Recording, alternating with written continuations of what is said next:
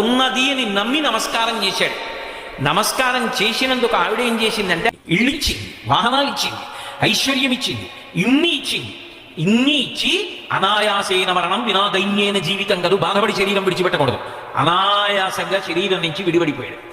విడిపోయిన తర్వాత అయ్యో వీడి జీవుడు మామూలుగా ప్రయాణం చెయ్యడం ఏమిటని నారాయణుణ్ణి చెయ్యి పట్టుకుని గరుత్మంత వాహనం మీద వచ్చింది. వస్తే నారాయణుడు చెయ్యెత్తి పైకెత్తి గరుత్మంత వాహనం మీద కూర్చోబెట్టుకుని తీసుకెడుతున్నాడు. తీసుకెడుతుంటే ఈయన స్వామి మీరు కనపడుతున్నారు అమ్మేది అని అడిగాడు. ఏమయ్యా నువ్వు ఎప్పుడో ఒకసారి ఆవిడ ఉన్నది అని నమ్మి ఇలా అన్నావుట, ఇంత కష్టపడి నమ్మి నువ్వు ఒక్క నమస్కారం చేశావే, ఆవిడేమిచ్చింది నీకు? ఉన్నన్నాళ్ళు ఐశ్వర్యం ఇచ్చింది, పుత్రపౌత్రులు ఇచ్చింది, గుర్రాలు ఇచ్చింది, ఏనుగులు ఇచ్చింది, గొర్రెలు ఇచ్చింది, మేకలు ఇచ్చింది, ఐశ్వర్యం ఇచ్చింది, సంపత్తిని ఇచ్చింది, దీర్ఘాయుద్ధాయం ఇచ్చింది, ఆరోగ్యం నన్ను తీసుకొచ్చింది, చెయ్యి పట్టుకుని పైకి ఎత్తించింది, గరుత్మంత వాహనం మీద ఎక్కించింది. ఇంతకన్నా నేనేమీ చేయలేకపోయానని సిగ్గుపడి ఎర్రని లక్ష్మి ఇంత ఎర్రబడి పరదాచట్ల నుంచి చూడవయా.